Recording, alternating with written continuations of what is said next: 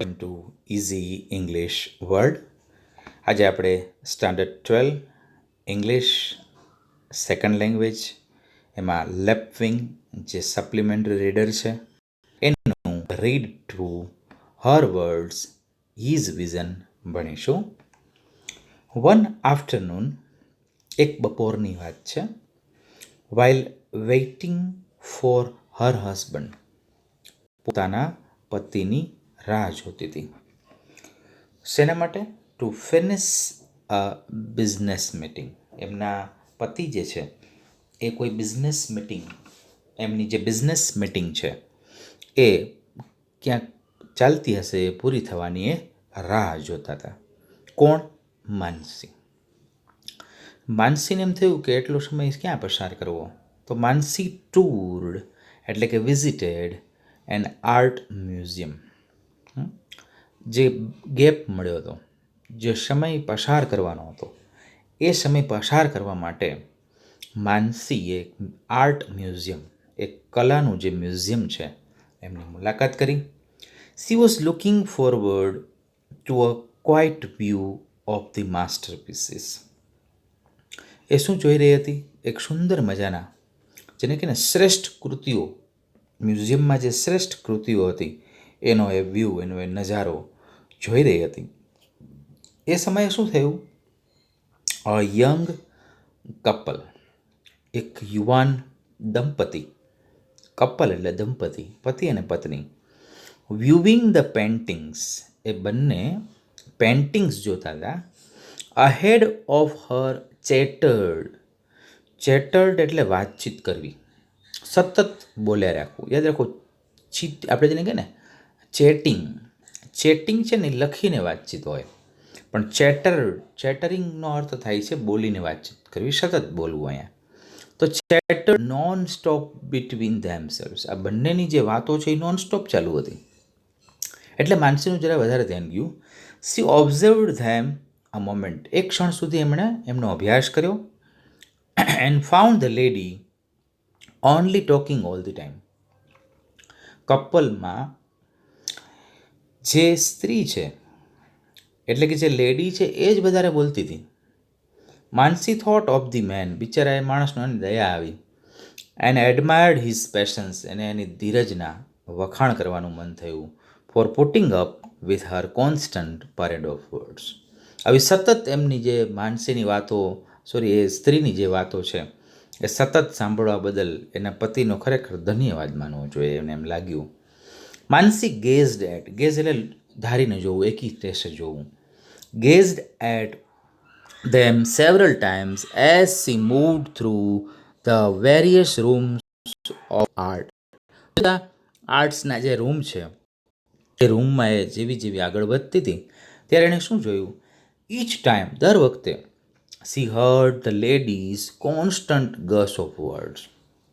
એ lady જે છે એના જે નોન સ્ટોપ જે શબ્દોનો જે પ્રવાહ છે એ ચાલુ જ હતો. સી મૂવડ અવે ક્વિકલી, એ ઝડપથી ત્યાંથી આગળ નીકળી.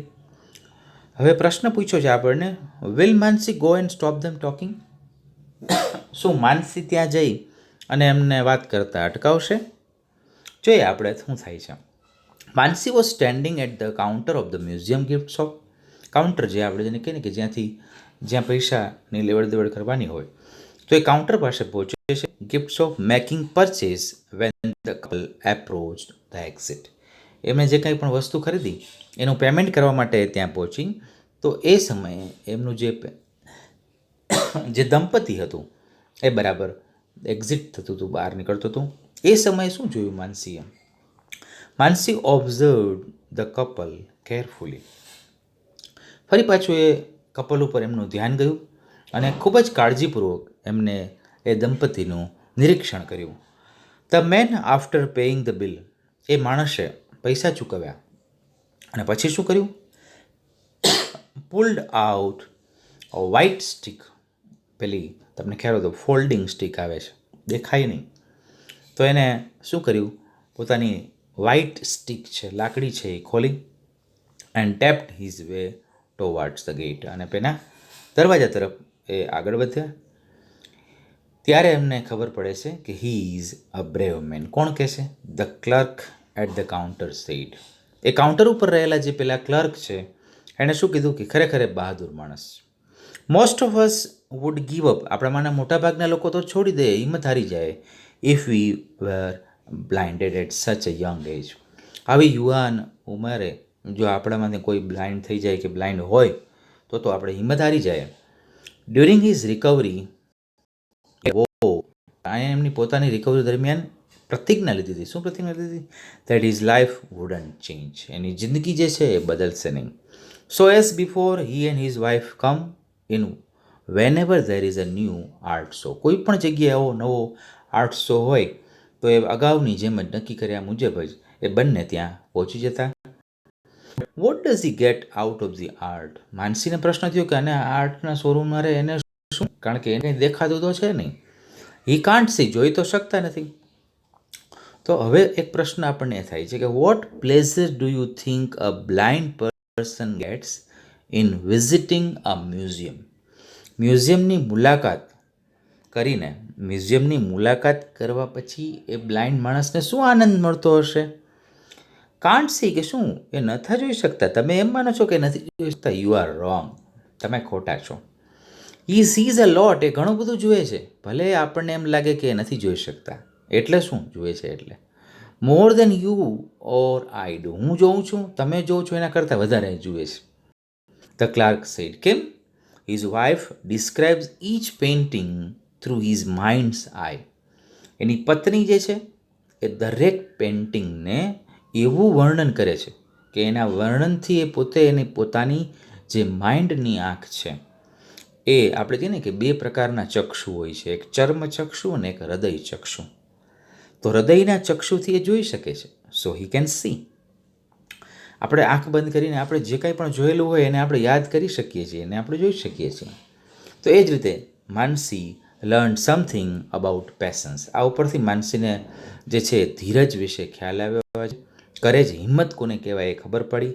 એન્ડ લવ, પ્રેમ કોને કહેવાય એ પણ આજે એને જાણવા મળ્યું. That day she saw the patience of young wife. એની પત્નીની પેશન્સ કેટલું, ધીરજ કેટલી. Describing paintings to a person. વિચાર કરો, એવી વ્યક્તિને પેઇન્ટિંગ્સનું વર્ણન કરીને કહેવાનું છે કે જેને કાંઈ દેખાતું જ નથી. કેવી રીતે? Without site. તો જેને દેખાતું નથી એવી વ્યક્તિને વર્ણન કરીને કહેવાનું છે. And the courage of a husband. અને પતિની હિંમત કેવી હતી? Who would not allow blindness to alter his life. એની પોતાની જિંદગીને ક્યાંય રોકી ન લે. એ તકલીફ જે છે એ તકલીફ પોતાની જિંદગીને ક્યાંય ન રોકી લે એ વ્યક્તિના ખાસ ગુણ હતો. Mansi witness the love shared by the two people. Mansi જે છે એ આ સાક્ષી બની આ વસ્તુની કે પ્રેમ જે છે બંને વ્યક્તિ વચ્ચે કેટલો હતો. As she watch these couple walk away with their arms intertwine. એકબીજામાં હાથ એ રીતે કે ને ઓતપ્રોત કરીને જતા હતા. એમને એ કપલ જોયું. શું કીધું? રિયલી હર વર્ડ્સ આર હિઝ વિઝન. એટલે આપણું જે લેશનનું નામ છે કે હર વર્ડ્સ, તેણીના શબ્દો છે અને એ તેનું એટલે જે પુરુષ છે એનું એ વિઝન છે, એ એમનું દ્રશ્ય છે. આવું માનસીએ કીધું. તો આપને પાઠ સમજાઈ ગયો હશે. બહુ ટૂંકો નાનકડો એવો પાઠ છે. આની અંદરથી આપને કોમ્પ્રિહેન્ઝન પૂછાઈ શકે છે. તો હર વર્ડ્સ હિઝ વિઝન આપને સમજાઈ ગયો હશે. નાનકડો એવો પાઠ છે.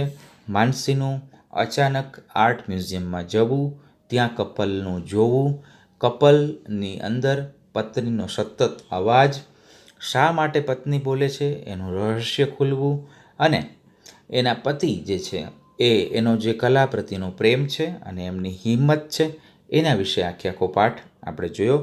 આઈ હોપ કે આપને સમજાઈ ગયો હશે. Thank you very much for watching easy English world.